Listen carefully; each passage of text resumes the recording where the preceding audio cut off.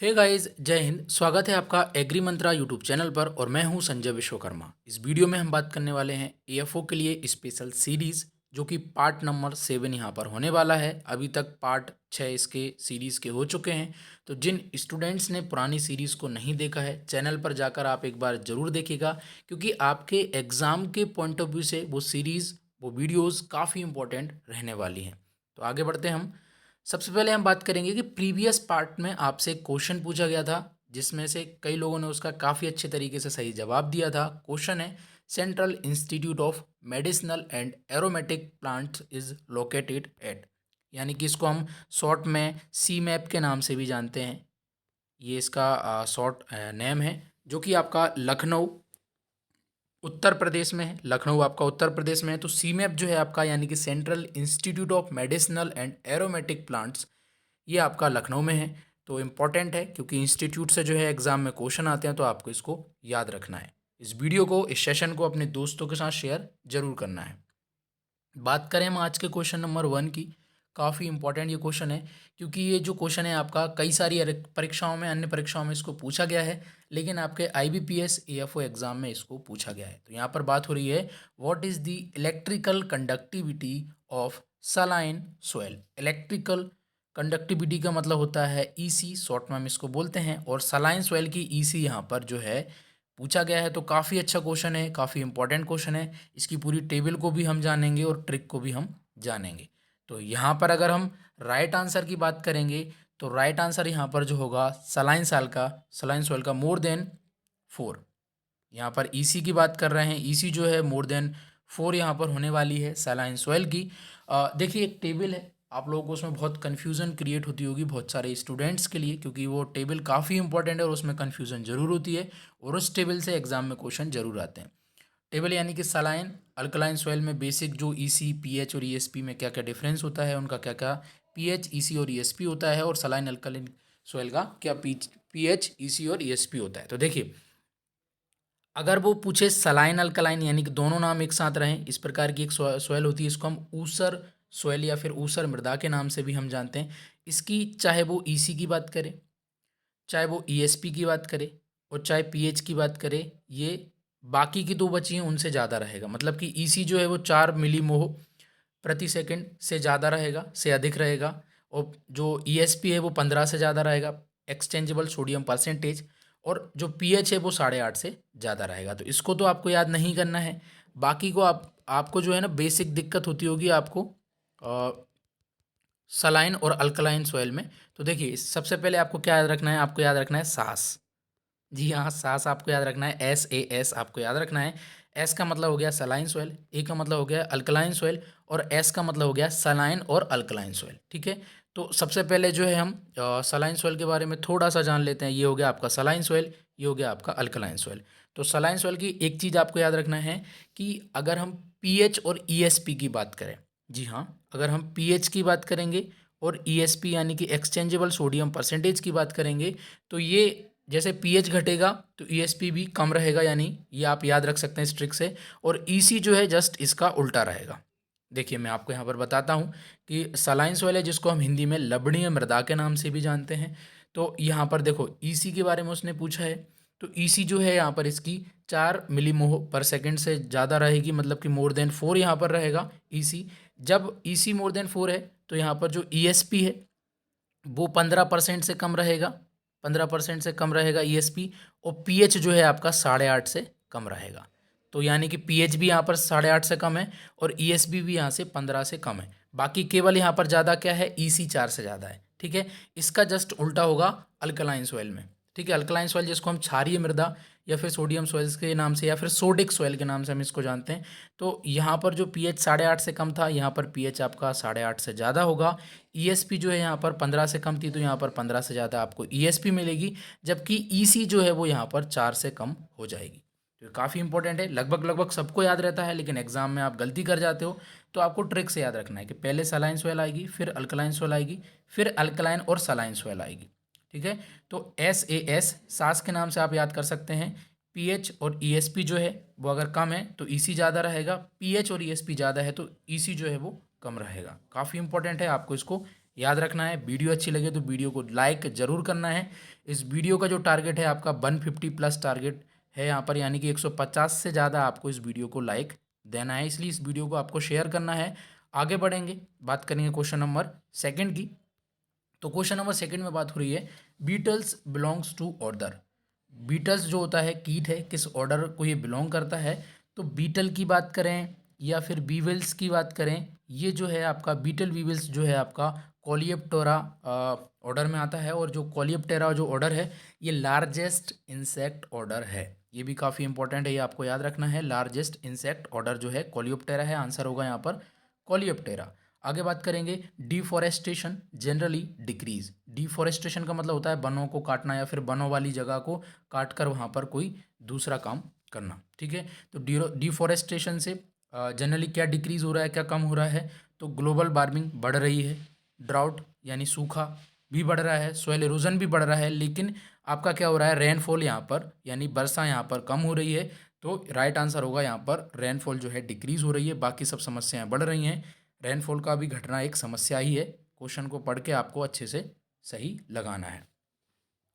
फिर आगे हम बात करें, फेल्ड्स्पार इज क्लासिफाइड एज। जो फेल्ड्स्पार है इसको प्राइमरी मिनरल्स में रखा गया है, और काफ़ी इंपॉर्टेंट ये क्वेश्चन होता है क्योंकि सॉइल साइंस से भी एग्जाम में अच्छे क्वेश्चन आते हैं, तो आपको इसको याद रखना है। आगे बढ़ेंगे, बात करेंगे क्वेश्चन नंबर 5 की। तो क्वेश्चन नंबर 5 में बात हो रही है ओनियन थ्रिप्स ले एग्स। जो ओनियन थ्रिप्स होता है वो किस प्रकार के अंडे देता है? तो ये किडनी शेप्ड के अंडे देता है, किडनी के आकार के। तो काफ़ी इंपॉर्टेंट ये है, आपको इसको याद रखना है क्वेश्चन को। और अगर कलर भी पूछे तो वाइट किडनी शेप्ड होते हैं ये। अगर कलर भी पूछ ले तो वाइट किडनी शेप्ड यहाँ पर होते हैं, आपको इनको याद रखना है, इंपॉर्टेंट है। एंटोमोलॉजी का क्वेश्चन है। आगे बात करेंगे क्वेश्चन नंबर 6 की।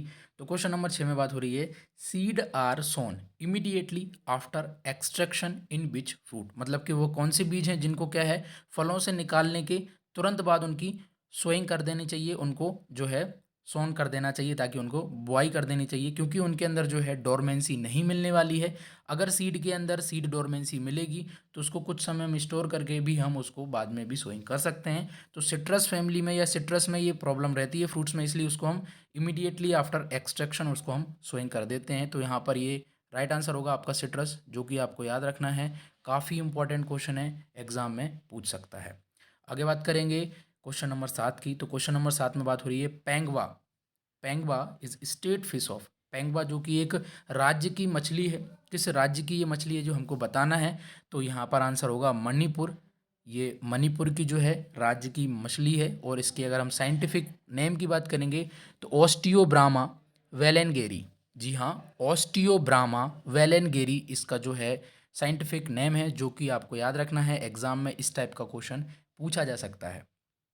फिर आगे हम बात करेंगे tensiometer successfully used in which type of soil. Tensiometer जो है किस प्रकार की सॉइल में हम यूज़ कर सकते हैं? देखिए, टेंसियोमीटर जो होता है वो आपका सॉइल मॉइस्चर को मेज़र करने के लिए हम इस इंस्ट्रूमेंट का यूज़ करते हैं। सक्सेसफुली सैंडी सॉइल में हम इसका यूज़ कर सकते हैं।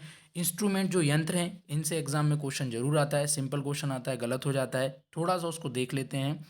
अल्टीमीटर जो होता है वो हाइट को बताता है। क्रस्कोग्राफ जो होता है ग्रोथ ऑफ प्लांट को बताता है। एक और इम्पोर्टेंट इंस्ट्रूमेंट जिसमें जो बच्चे हैं कंफ्यूज होते हैं, आप लोग कंफ्यूज होते होगे, एक होता है आपका हाइड्रोमीटर, एक होता है आपका हाइड्रोमीटर, और एक होता है आपका हाइग्रोमीटर। दोनों में आपको कन्फ्यूज़न ज़रूर होती होगी। हाइग्रोमीटर जो होता है वो मेज़र करता है रिलेटिव डेंसिटी को। जी हाँ, हाइड्रोमीटर जो है वो रिलेटिव डेंसिटी को बताता है, जबकि हाइग्रोमीटर जो होता है वो रिलेटिव ह्यूमिडिटी को बताता है।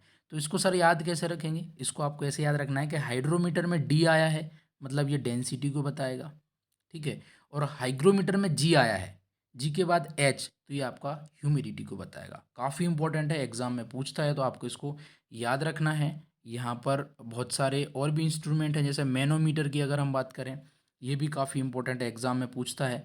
तो मैनोमीटर जो है वो आपका रूट प्रेशर को बताता है, ठीक है। पोटोमीटर ट्रांसपायरेशन को बताता है। पीजोमीटर डेप्थ ऑफ वाटर को यहाँ पर बताता है। तो इनको आपको याद रखना है, काफ़ी इंपॉर्टेंट ये है। फिर आगे बढ़ें, बात करें जैसे क्वेश्चन नंबर 9 की। तो यहाँ पर बात हो रही है thiourea is use to break dormancy. तो किसके लिए हम इसका यूज़ करते हैं थायोयूरिया का? कि पोटैटो के अंदर जो डोरमेंसी होती है उसको ब्रेक करने के लिए थायोयूरिया का प्रयोग करते हैं। जो कि आपको याद रखना है। फिर आगे बात करें क्वेश्चन नंबर 10 की, fibre used for tissue fibre and currency. तो यहाँ पर जो है सन हेम्प का प्रयोग करते हैं टिश्यू फाइबर और करेंसी मेकिंग के लिए, काफ़ी इंपॉर्टेंट क्वेश्चन है। आगे बात करें, the outside of protoplast is surrounded by. तो यहाँ पर जो राइट आंसर होगा वो होगा आपका सेल मेम्ब्रेन।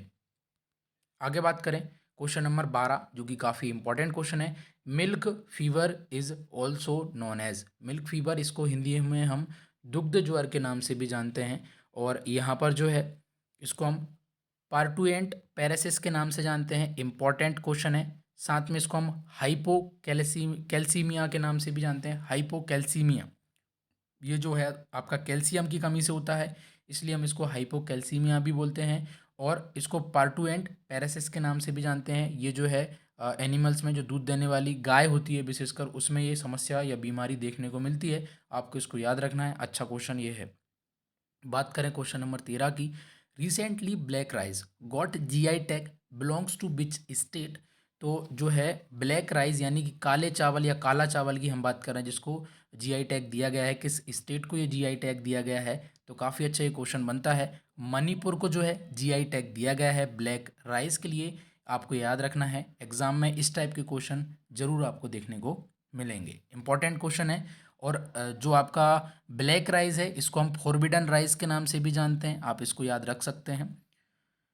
फिर हम आगे बात करें question number 14, mostly plant parasitic nematodes attack. यानी कि नेमाटोड में मोस्टली किस पे अटैक करते हैं, तो ये रूट वाला जो पार्ट्स होता है उस पर नेमाटोड ज़्यादा अटैक करते हैं, जड़ वाला जो भाग होता है उस पर ज़्यादा अटैक करते हैं। तो ये आपको याद रखना है, काफ़ी अच्छा क्वेश्चन है। फिर आगे हम बात करेंगे टुंडू डिसीज़। टुंडू डिसीज़ जिसको सेहू जिसको हम सेहू डिसीज़ के नाम से भी जानते हैं, ये जो है आपको वीट या फिर गेहूँ जिसको हम कहते हैं उसमें देखने को मिलती है। ये जो समस्या होती है, ये आपका bacteria plus nematode associate disease ये होती है। यानी कि बैक्टीरिया और नेमाटोड दोनों से मिलकर ये होती है क्लेविबैक्टर ट्रिटिसाई, और आपका होता है एंग्यूना ट्रिटिसाई। तो क्लेविबैक्टर प्लस एंग्यूना ट्रिटिसाई दोनों से ये होती है। तो आंसर होगा यहाँ पर सी, एंग्यूना ट्रिटिसाई प्लस क्लेविबैक्टर। तो ये आपको याद रखना है। इसको कहीं कहीं येलो ईयर रॉट डिसीज़ के नाम से भी जानते हैं। तो ये आपको याद रखना है, काफ़ी इंपॉर्टेंट ये क्वेश्चन है। फिर आगे हम बात करें क्वेश्चन नंबर 16 की, बात हो रही है solar heat treatment is discovered by. जी हाँ, सोलर हीट ट्रीटमेंट की बात कर रहे हैं तो सबको पता है लूथर एंड सटर ने 1934 में जो है इसको डिस्कवर किया था। और ये आपको याद रखना है, सोलर हीट ट्रीटमेंट का जो है हम लूज स्मट ऑफ व्हीट में हम इसका प्रयोग करते हैं, ट्रीटमेंट में इसका यूज़ करते हैं। और लूज स्मट जो होता है वो इंटरनली सीड बॉर्न डिसीज़ होती है, ये आपको याद रखना है, ये भी एग्जाम में पूछता है, काफ़ी इंपॉर्टेंट है। फिर आगे हम बात करेंगे क्वेश्चन नंबर 17 की, in the most of the plant viruses the genetic material. तो जो वायरस का जेनेटिक मटेरियल होता है वो आरएनए होता है, ये आपको याद रखना है, काफ़ी अच्छा ये क्वेश्चन है। फिर आगे बात करेंगे क्वेश्चन नंबर 18 की। तो यहाँ पर बात हो रही है how many cross breed are taken with fish culture in 1 hectare land. तो यहाँ पर अकॉर्डिंग टू ऑप्शन हम आंसर की बात करेंगे तो आंसर होगा यहाँ पर 5, जो कि आपको याद रखना है। और ये जो है एएफओ में आया हुआ क्वेश्चन है। फिर आगे हम बात करेंगे क्वेश्चन नंबर 19 की। तो क्वेश्चन नंबर 19 में बात हो रही है Malvi is the drought purpose breed which breeds bullock used for tanga purpose. Malvi जो कि गाय की एक नस्ल है, और इसका जो ओरिजिन प्लेस है वो मध्य प्रदेश माना जाता है। मालवा वाला जो रीजन है, इंदौर उज्जैन मालवा वाला जो रीजन है वो माना जाता है। तो इसको आपको याद रखना है, जो ड्रॉट पर्पस के लिए काफ़ी अच्छी है। ऐसे ही नागौरी का जो बुलक है उसको, नागौरी जो है, नागौरी का जो तांगा पर्पस के लिए नागौरी सबसे अच्छा माना जाता है। तो आंसर होगा यहाँ पर नागौरी, जो कि गाय की एक नस्ल है, काफ़ी इंपॉर्टेंट है ये क्वेश्चन, आपको इसको याद रखना है। आगे बात करें क्वेश्चन नंबर 20 की, according to NABARD norms covered floor space requirement for pregnant cow is 8.5 to 10 metre square, how many open floor space required for 1 to 2 years cattle. यानी कि 1 से 2 साल का जो कैटल है या उसका बछड़ा है, उसके लिए हमको कितनी ओपन फ्लोर स्पेस की ज़रूरत होगी। अकॉर्डिंग टू ऑप्शन में यहाँ पर आंसर की बात करूँ तो 6 to 8 यहाँ पर जो है मीटर स्क्वायर राइट आंसर होगा। और यहाँ पर जो होता है 5.5 to 6.5 मीटर स्क्वायर जो होता है, इतनी जगह उनको चाहिए होती है। तो यहाँ पर राइट आंसर होगा 6 से 8, फ्लोर स्पेस से भी एग्जाम में क्वेश्चन पूछता है, जो कि आपको याद रखना है। जैसे देखिए, गाय की अगर हम बात करें, दो दो टाइप से फ्लोर स्पेस होती है। एक तो ओपन होती है, मतलब खुले क्षेत्र में अगर पशुओं को हमने छोड़ा है। एक होता है क्लोज। क्लोज यानी कि किसी भी पशुशाला में या फिर बंद कमरे में। तो ओपन में जो होती है वो जगह ज़्यादा होती है, और क्लोज में क्या होता है, जगह कम, जगह की आवश्यकता होती है। जैसे गाय की बात करें तो गाय को जो होती है क्लोज एरिया में 3.5 मीटर स्क्वायर एरिया की ज़रूरत होती है, ओपन में 7 की ज़रूरत होती है। जो प्रेग्नेंट काऊ होती है उसको 4 मीटर स्क्वायर की आवश्यकता होती है क्लोज एरिया में या कवर्ड एरिया में। और ओपन एरिया में जो होता है उसको 8 मीटर स्क्वायर की आवश्यकता होती है।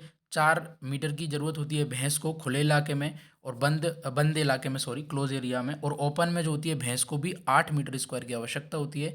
बात करें बुलक की, यानी कि सांड की बात करें, तो क्लोज एरिया में 12 मीटर स्क्वायर उनको जगह की ज़रूरत होती है, जबकि खुले हुए मैदान में 24 मीटर स्क्वायर की आवश्यकता होती है। तो ये कुछ इंपॉर्टेंट स्पेस हैं जो कि आपको याद रखना है, क्योंकि यहाँ से जो है एग्ज़ाम में क्वेश्चन पूछता है। काफ़ी इंपॉर्टेंट ये है।